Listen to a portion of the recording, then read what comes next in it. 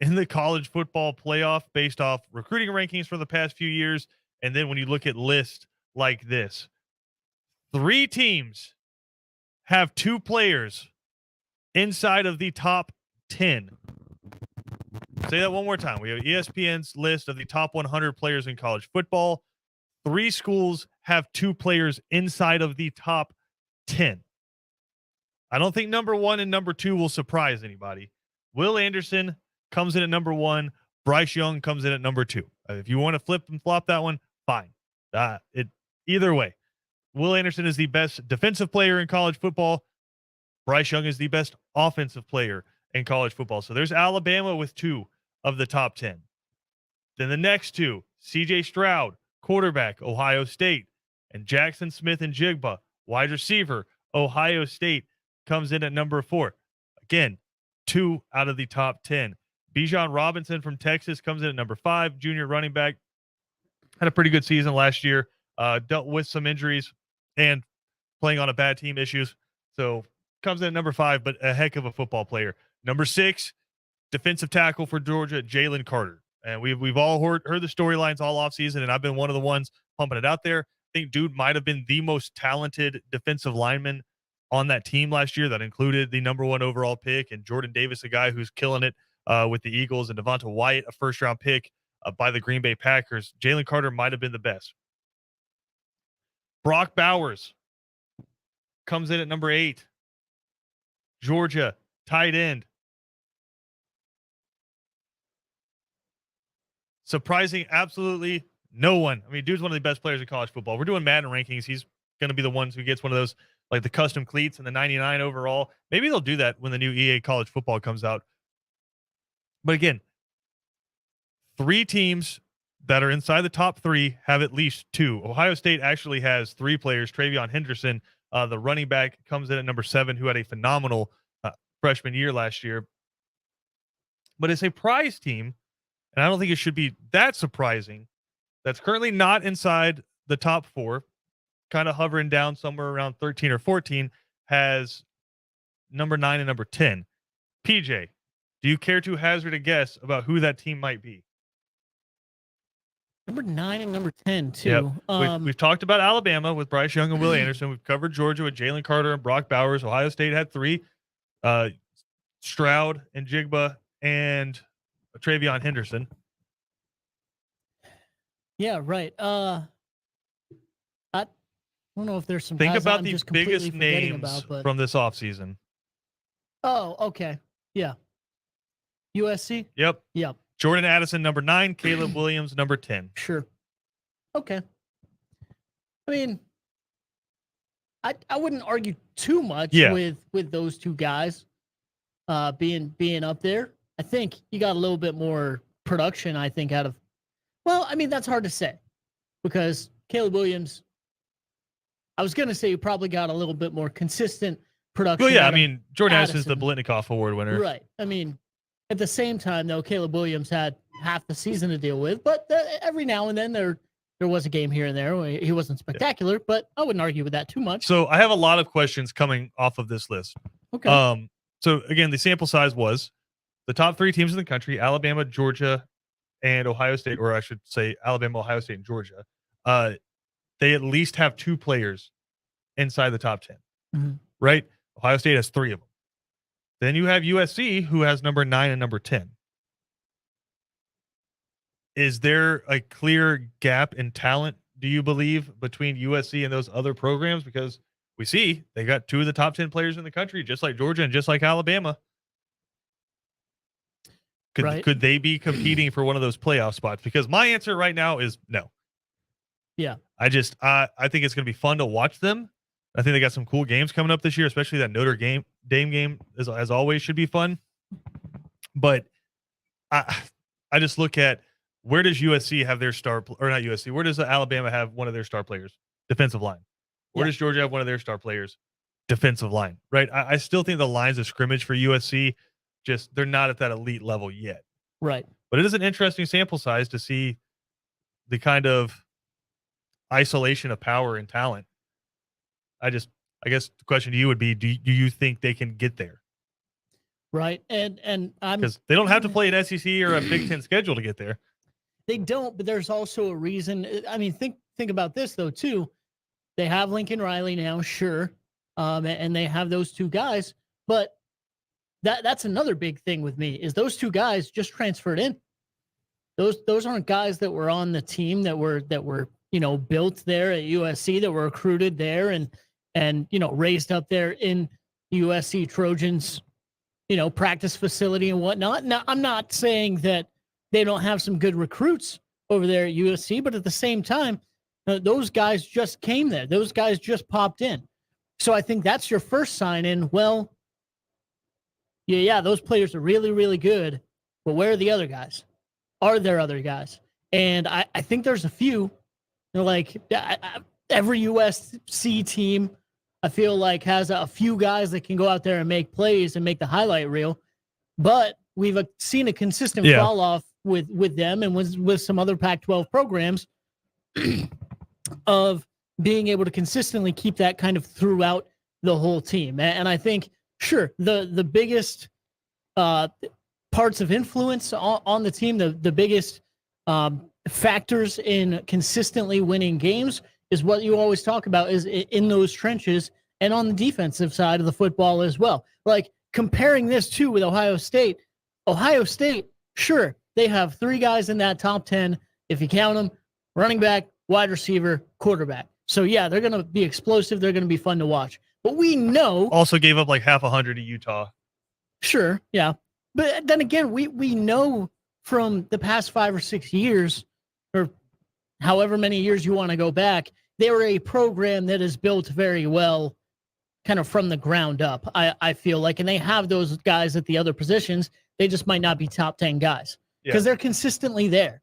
USC has not been for a while. And while they might be rebuilding this, maybe they can get there. But no, I think, it's kind of a tale of two different, like, sure, you got great skill position players. That's awesome. They're going to be fun to watch.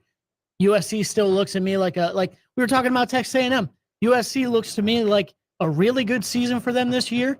And based on the hype, they might not think so. A really good season would be like 9-3. Yeah, and I think 13 an appropriate ranking and one that they'll probably hover around for the entire season. If they win some big games, they might jump up a little bit. And if they lose some ones that they're not supposed to lose, like probably will happen, they're going to drop down. Michael Ward writes in on Facebook, and you can always join the conversation, 912-342-7184. You can add us on Twitter at ESPN Coastal. Michael Ward writes in, USC will have to recruit the defensive line. Well, Michael, exactly. And it's not just the defensive line, offensive line, right? Look at, take Georgia, for example, because Alabama is just the outlier with everything because they're just good everywhere. But take Georgia, for example. The last 2 times that they have played in the national championship, I would say the offensive line might have been the most consistent or right behind the most consistent group on that team. Obviously, last year, I'll say the defensive line was the most consistent. That offensive line, both of those years, was stout. I mean, you had, 2 first-round picks as your tackles in 2017, 2018 when you went to the Rose Bowl and beat Oklahoma. You had Andrew Thomas on one side. And didn't Isaiah Wynn sneak in? Believe so. If it wasn't like first round, 31, 32 to the Patriots, something around there. Then you had like Lamont Gilliard and Ben Cleveland and all those guys playing across the offensive line. And then coming back to last year, I mean, Jamari Sawyer, excellent. He's moving on, obviously. But going off cross offensive line, Cedric Van Pran's now first team All SEC preseason pick. Warren McClendon, first team All SEC preseason pick. And some guards that are stepping up. Broderick Jones is excellent, right? You have to recruit those defensive lines and the offensive line, and that's where USC is not right now. I'm curious about Ohio State. Alabama, they're young, but they're uberly talented. Sure. Like, you lose Evan Neal, and they're like, okay, fine. Like, we're coming with some more. And then you have Will Anderson on the defensive line with a bunch of other dudes across that line. Like I said, Dallas Turner, watch out for him because Will Anderson is going to be getting all the attention in the world. But we know what the commodities are for Alabama's defensive line and Alabama's offensive line. Georgia's offensive line right now might be the most consistent group on the team. It might be the best unit on the team. Defensive line, starting to hear some rumblings out of Athens that maybe it's a little bit shakier than Georgia feared. But Ohio State, big question mark. USC, we know. It's not at that level right now. Another question coming out of this, PJ, and I put it out on Twitter, and I'm curious to get the responses from the fans here as well. Will Anderson, we have spoken all offseason about how good he is, and I'm not doing anything to detract from that. If anything, I'm adding to it. Mhm. I want to do an exercise. Will Anderson is the best college football defensive player we have seen since blank. And the way I'm doing that is, if you want to do Madden rankings, whatever you want to do in your head is just take him back through the past years until he runs into a player that you think might be as good, if not better than him. And when we compare it, if he's better, then he just keeps moving on. Like, how far back do we have to go before we find a defensive player that's better than him? Because I mean, I'll tell you some of the names that BJ and Ben threw out there. Said like the Ndamukong Suhs. Yeah. And Ndamukong Suh was ridiculous with what he did at Nebraska. Went to New York, maybe should have won the Heisman. I think last year, Will Anderson should have absolutely been in New York when you look at what his numbers were compared to the guy, Aiden Hutchinson, who finished number 2 in the voting. I mean, Joe Tessitore said he was ready to just destroy and completely restart how we do the Heisman based off of the results last year. Yeah, not for sure. To that argument, I think PJ's like, oh, well, Micah Parsons. Right. I mean, sure, Penn State's had some great defensive players in the past, but man, that's hard to argue with. And I'd say I think both of them should have been there for as Heisman finalists. But honestly, yeah, Ndamukong Suh's a really good one. The ones that kind of pop off to me, just off the top of my head, like there have been some insanely good defensive players even over the past 5 or 6 years. But remember how just impactful Tyrann Mathieu was when he was there. He's just all over the place. But I don't know. It's hard to compare those two. You know what I mean? Like, so it's hard to break that up. Also, like, maybe this is just a hit coming back into my mind, because I know there were some arguments about him taking some plays off and things like that too. But maybe Jadeveon Clowney. Okay, I think Jadeveon Clowney is interesting. Because like it sounds sacrilegious, but I think Will Anderson is much better. Just all in all, yeah, much better with what he does. And listen, Jadeveon Clowney was an excellent, like, the 4-3 defensive end getting after the quarterback. Sure. Right. And there, obviously, the play against Michigan where he decapitated a man on live television, of course, was one of the most iconic plays in college football history. I mean, that, like I said, that might be carrying that point for me because it's just ingrained in my head. But Will Anderson, I think the impact that he has, not just in the run game and not just in the pass game, but in the rush game versus the coverage game. Yeah. I mean, the dude can drop back. The dude can get after the quarterback. The dude stops the run. It's an all-around defender. Like, he's more Lawrence Taylor than defensive end. Right. So it's a different kind of position. Yeah, no, it's scary good. It's hard to think about. It's hard to compare to. And that's the difficult thing is, like, there's a lot of I think it's easier to compare to other defensive linemen in that sense, but at the same time, I'm just looking back through drafts. Like, Nick Bosa was the first pick in 2018, yeah. Quinnen Williams, Clinton Farrell, and Devin White, the linebacker out of LSU. Will Anderson's better than all of them. Sure, yeah. I don't know what the best way to do it is, just going back to the first round and just looking at guys. And it's really difficult to like a Khalil Mack comes to mind for me, but like, he was at Buffalo. So part of that is we know how good he is in the NFL. I'm not taking anything away from that. But like, he was also just dismantling people that, let's be honest, just weren't as good as him at Buffalo. So that tape might look a little bit, jump off the tape a little bit more, but Will Anderson's doing this against the Georgias of the world, against the LSUs, even on a bigger stage against, other teams from other really good teams from different conferences as well. So that's even hard to compare. I mean, going back to 2018, you had Denzel Ward, Bradley Chubb, Roquan Smith. He's better than all those guys. And I've had Georgia fans, and listen, I understand how incredibly historic that defense was last year, in my mentions saying, the entire Georgia defensive line, Travon Walker, Jordan Davis, Nakobe Dean, those guys, all better. There weren't. Yeah. As a collective unit, that was an outstanding group, like one of the best ever. But the exercise was one of those individual players better than Will Anderson? And I can tell you this right now. If Will Anderson was eligible to be drafted last year, he would have been the number 1 overall pick. Yeah.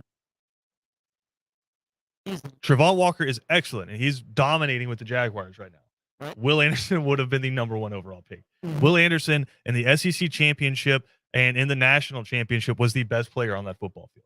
Right. Just causing havoc constantly. Those are the same people that like score 1 point when and their team ends up winning a game, they'll have like pickup or whatever. And then when you say something to them, they're like, scoreboard, man. Scoreboard. Like, yeah, we, like you said, as a collective unit, obviously Georgia won the national championship and their defense played really dang well. But like, we're talking about one guy. Yeah. It's possible for one guy to be better than you're just going head to head. We're not going team. We're not going Will Anderson against Georgia's defense from 2021. Yeah, no. We're going Will Anderson versus Jordan Davis. Will Anderson versus Travon Walker. Will Anderson versus Nakobe Dean. Will Anderson versus Keely Ringo. He's better than them, and that's just the reality. Right. Yeah, I don't know, man. That even going back and looking at different people, like it's hard to come up with one. I think, and BJ kind of brought him up. I think Aaron Donald might be a good one. Because Aaron Donald's senior season, he averaged 2.2 tackles for loss per game from a defensive tackle. And Will Anderson last year, as an outside linebacker defensive end, averaged 2.23 tackles for loss per game. Right. And so Aaron Donald as a interior defensive lineman putting up those kind of numbers is kind of nuts. So for me, that might be where it is.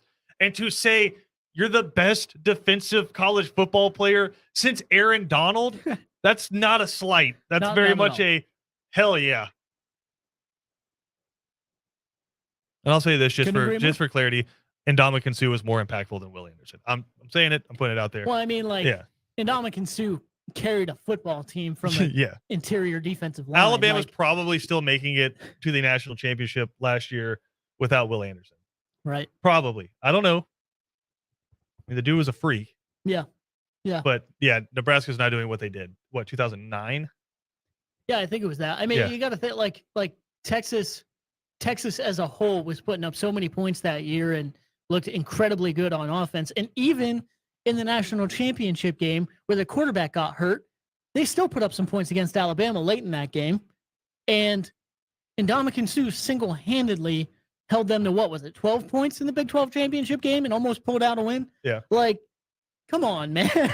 He carried a team. PJ's riding for Ndamukong Suh, and I can't say I blame him. We got to take a break. We're going to come back with more. We got some news regarding everyone's favorite video game. Oh, yeah. NCAA football for sure. 2024, which comes out in 2023. That's just the way it works. Woo. But we got some news regarding that. We'll dive into that next. We got some more college football talk as well coming up on ESPN Radio.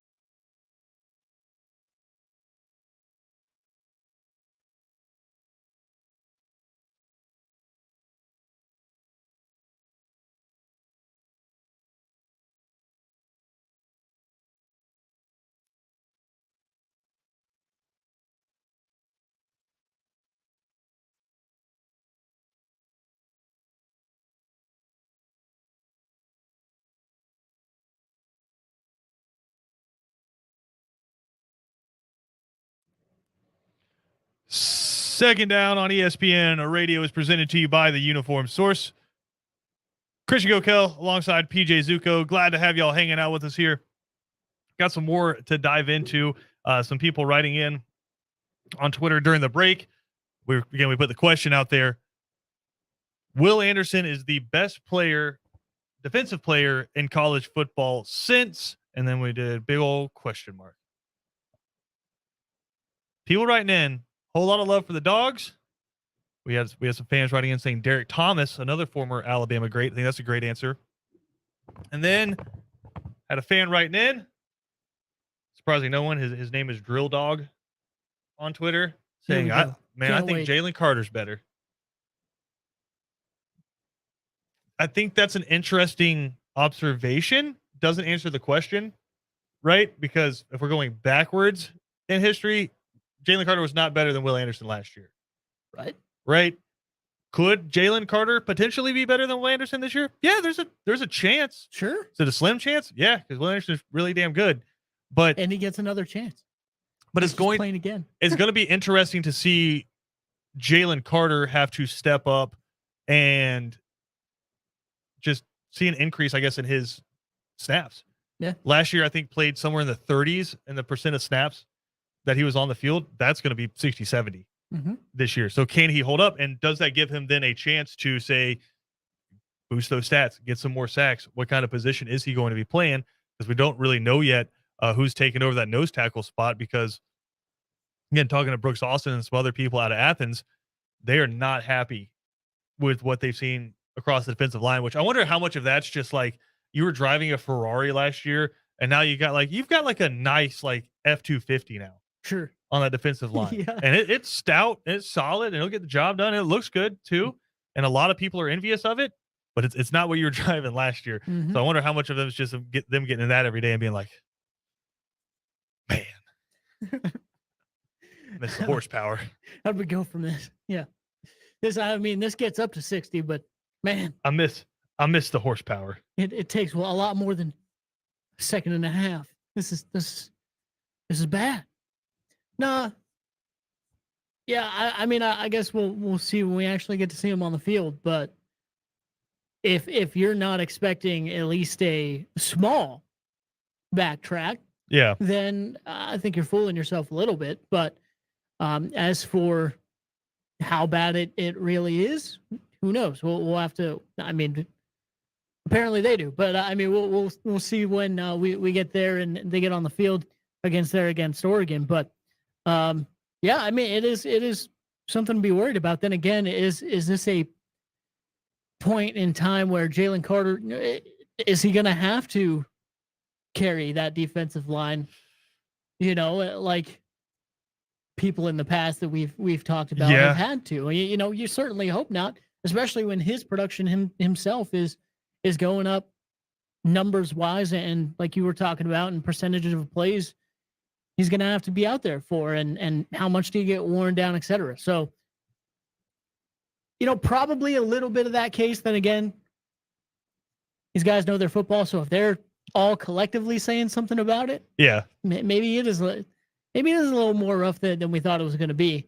Either way, yeah, again, like we expected the defense to have some sort of, really defense as a whole to have some sort of backtrack.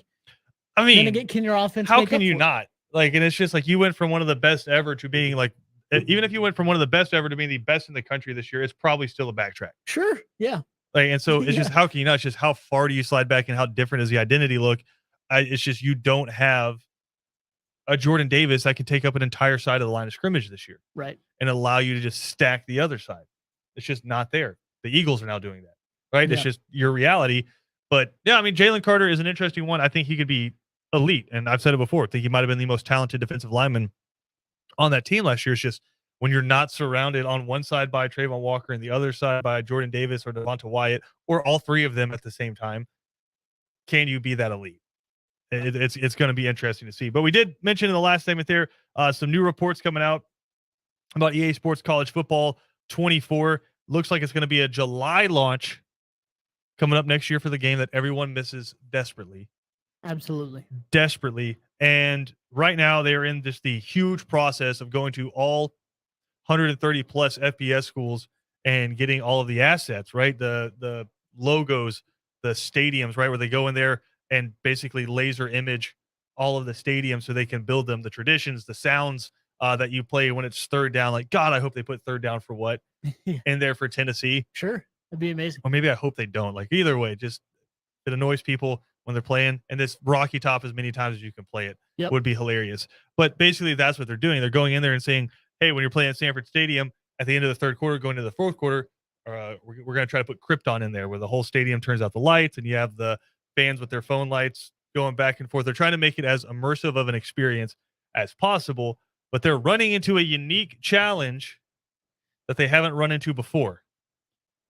Is it at a certain place or is it? No, it is everywhere. It is everywhere, which is the reason we haven't had an NCAA football game since 2014 is the Ed O'Bannon lawsuit, in which you were using player likenesses without compensating players, which was deemed illegal in that settlement. Ben Troop, I think, got part of that settlement. So if you can like at Ben Troop 84 on Twitter, if you miss NCAA football. I was gonna say we might not want to like let him hear us talk about this. Oh, let him hear it. If Ben takes me out for this, then that's the hill I'll die on, and that's fine. But they're running into the problem of NIL and the fact that there is no union or collective representation for players. So basically, you have to go to every single individual player and negotiate a contract with them for them to allow you to use their image in the game. So if you want Bryce Young as the quarterback of Alabama, which he wouldn't be because he's getting drafted, but if you want, okay, say it's Georgia, and we'll just go with who's number 2 on the depth chart right now. If they want Carson Beck as the quarterback for Georgia in next year's game, they have to get an agreement from Carson Beck. Right.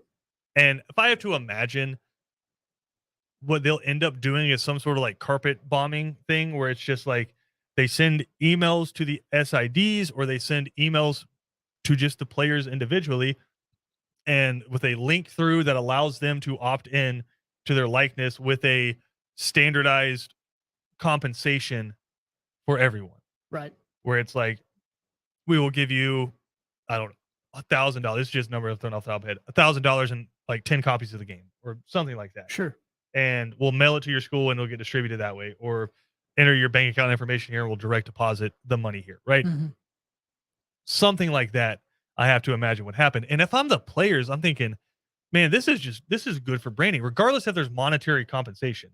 That's just good for branding. If I'm a freshman who's signing an NIL deal and I'm going to Texas A&M, I don't know why Texas A&M came to the top of mind there, but I'm going to Texas A&M. I'm making some money. I'm trying to build my brand. And you're saying I could be featured in an EA football game. Yeah. That just helps my brand because some 11-year-old who's getting a copy of that game that's a Texas A&M fan, that might be the only way they know me, is because when they go out there to play with their favorite team, I'm their quarterback. Mm-hmm. Right? So if I had to imagine they do some sort of, like I said, carpet bombing thing where it's just overarching, here's the link you can click. Maybe they just put it on Twitter. FBS players, if you're interested in doing this, click here. Sure. I don't know, but it is an interesting conundrum that they're running into, because there is a possibility we get this game and it's just computer generated players for every team. Yeah. That we've never heard of before. Quarterback number 17 for everybody. Not even that. It's just like in some of these games where, in some of the old NCAA games, where if you wanted to just like auto generate names for players, say you're playing back in 2010 and Matt Stafford's at Georgia, like, you're right, it would say quarterback number 7. But if you like wanted to auto generate names, it could be like Tim Smith, quarterback number 7, Georgia, like, right? Yeah. So maybe it's something along those lines, and you just have the overall rankings for teams or ratings for teams, and then they generate the players that way. But that's going to be an interesting conundrum. Yeah, no, without a doubt. That it's going to be something to work through for sure, because there's got to be some sort of resolution there. Because like you said, being able to track down every single person is not impossible. But it's going to be insanely difficult, and you're going to need a big old team to be able to do that, especially when you start trying to keep track of transfers and things like that too. I mean, even guys just getting recruited, because like you said, it's going to be it's next year, right? It's not this year, so you got to keep track of who's getting recruited this year and kind of work that out with them too, wherever they get recruited to. But no, there's hopefully in the next year, for everybody's sake, because everybody's going to be playing this game, hopefully that there's some sort of resolution, whether that is in an agreement with, some sort of union between the players, or if it's them getting in touch with those SIDs and sending out a mass email saying, listen, we know you're getting your, profiting off of your own name and all your different ways. And, there's a bunch of different guys, but when you are in our game, you get a certain amount. Maybe it's a percentage, you get this percentage of sales generated by the game, and that's a flat rate for everybody. Yeah. Probably best way to do it, or like you said, here's what happens with that though, is like, you're like, oh, that's cute, I'm Bryce Young, you think you're going to pay me the same amount that you're playing for the backup wide receiver for Colorado State? Sure, he could say that really quickly, and then he could not be in the game. Oh, so I mean, well, again, I wish it was as simple as that, but I don't think it'll be, because EA Sports is in there thinking like, okay, we'll probably sell more games if we have Bryce Young in it. Sure. So they will probably negotiate something along that. But this is from 247 Sports. They said an informal poll of more than 24 players at schools within Power 5 conferences conducted by 247 Sports revealed an overwhelming desire to be included in the game. Money was an issue only for one player polled. Wow. Yeah. But still, that's 1 out of 24, and you're doing thousands. So they're going to run into some deals where it's like, that's cool. How much are you going to pay me to be in it? Yeah, exactly. I guarantee you there's going to be a lot of people who are like, yeah, hell yeah, just put me in there. Let's go. Right. There's going to be a lot of them that are saying, I'm getting paid for everything else. Why am I not getting paid for this? Yeah. I'm an $8 million quarterback coming out of California. Why am I not getting paid for this? Right.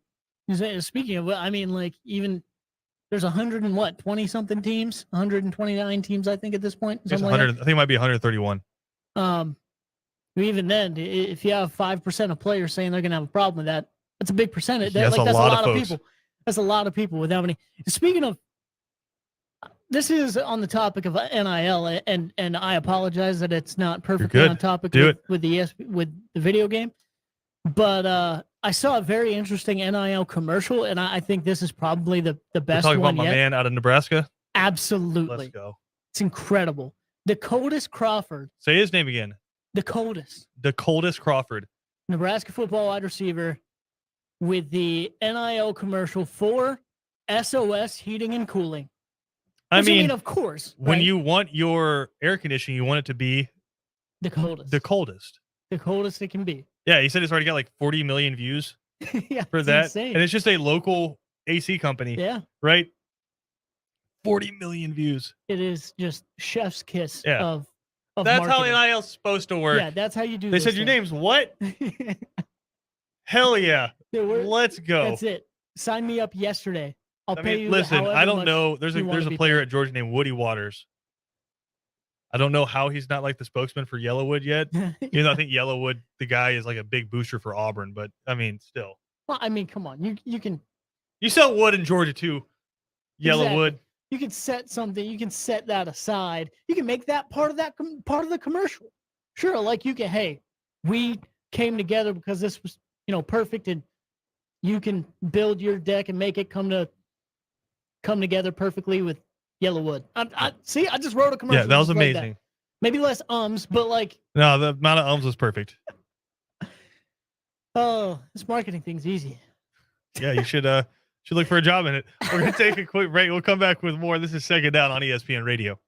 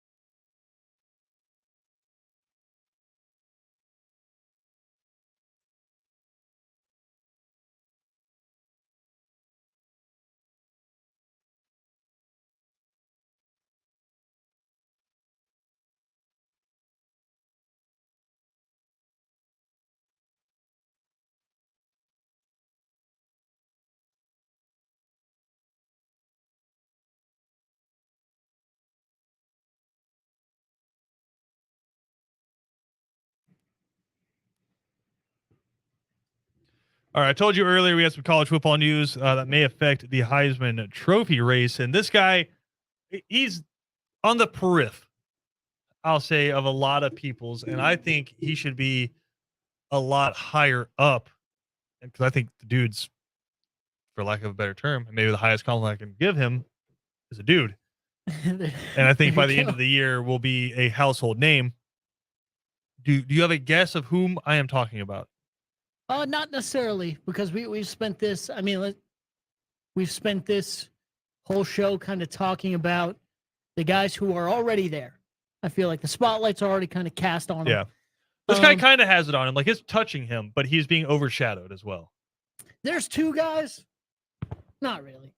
I don't know if they're Heisman contenders, though. This guy is. Okay, go ahead. Speaking of TreVeyon Henderson, the running back out of Ohio State. Now, why do I say his Heisman Trophy odds just increased? As of a week ago, Ohio State had 4 scholarship running backs on their team. Obviously, TreVeyon Henderson was going to be the premier guy because Master Teague is now gone after spending 19 years at Ohio State. he is gone. But you have TreVeyon Henderson and Mayan Williams, who rushed for, I think, around like 500 yards. Last year, TreVeyon Henderson broke Maurice Claret's freshman running record at Ohio State. I think he had 15 touchdowns last year as well. They had a running back that's coming as a sophomore named Evan Pryor, who was supposed to be that third back, the guy who's going to be sharing some of the snaps. And if you've watched Ohio State play football, you know they're not afraid to rotate backs in. Unless you have an Ezekiel Elliott, you're going to get about 10, 11 carries a game, and you're going to stay fresh for the entire season, and you're going to probably bust a 60-yarder at some point during the game, and you're going to make Northwestern look really bad.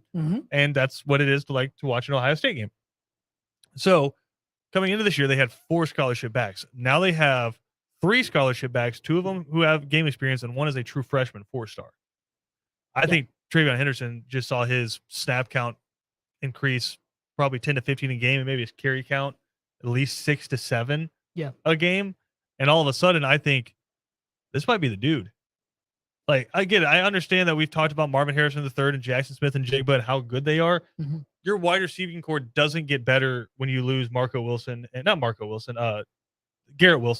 and Chris Olave. Like, you don't get better when you lose those 2 guys. So is it going to be more snaps for 2, 3 really good receivers? Yes. But I also think you're going to see more of an emphasis on the run game this year, especially with defenses being like, holy smokes, we don't want to get Utah in this game. Right, we don't want Jackson Smith and Jigba going for 300+ yards and multiple touchdowns against us. Let's hang back a little bit. It's going to be some soft running for TreVeyon Henderson, and I think now would not be surprised if we're talking a month into the season. This guy's the favorite to win the Heisman Trophy.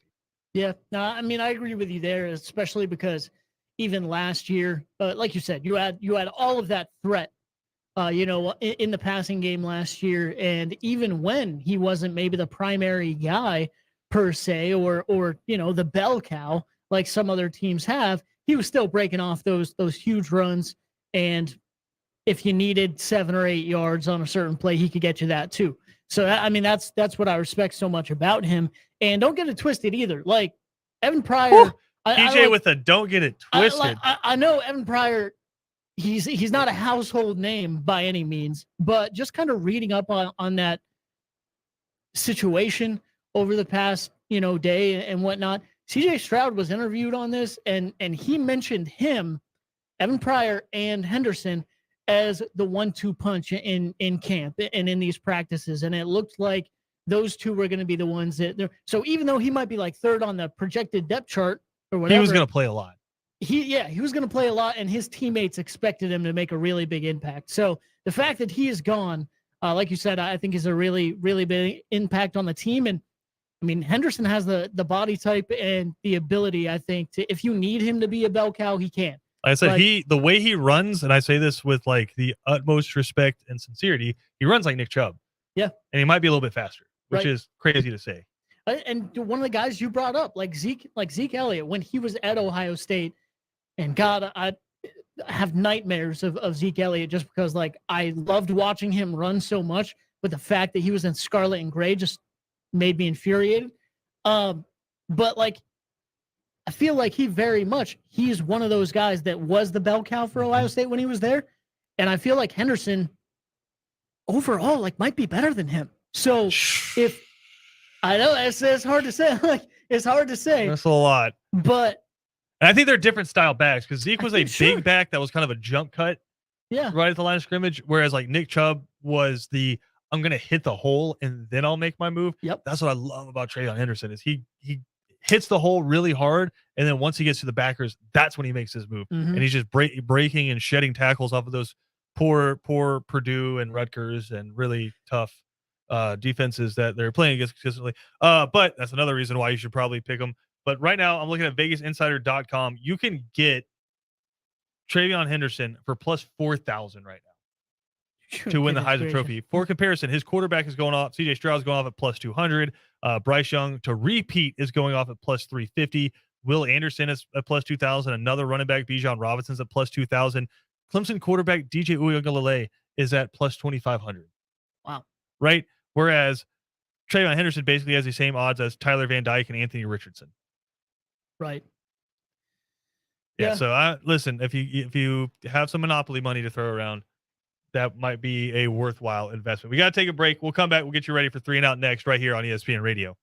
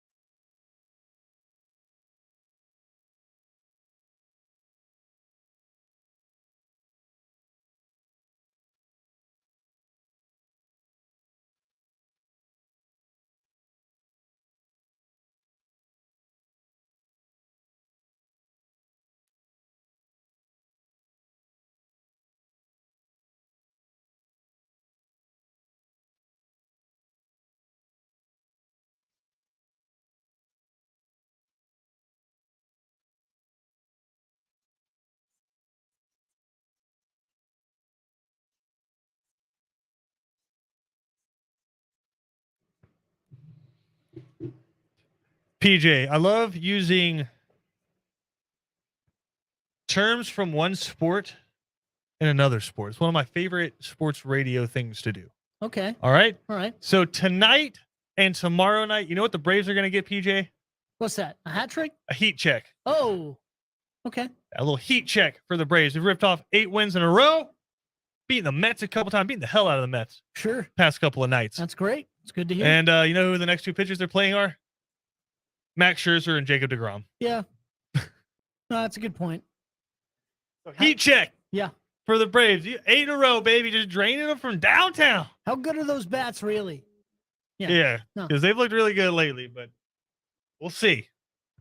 That's good though. At the same time, no, that's a good position to be at very least, especially against the Mets, who the last few series I've sat down and listened to the Braves play against the Mets hasn't been well. Hasn't been good. And each time it's like, you know, they have a chance to come out of there with the lead in the division race. It doesn't go their way. But this time, like you said, you've got a heat check coming up. That means you're on fire. So keep it that way. Again, these guys might be the extinguishers. They got Scherzer tonight going against our lad, Jake Odorizzi. Come on, big dog. And then tomorrow you got Jacob deGrom versus the undecided. 3 and out coming up next.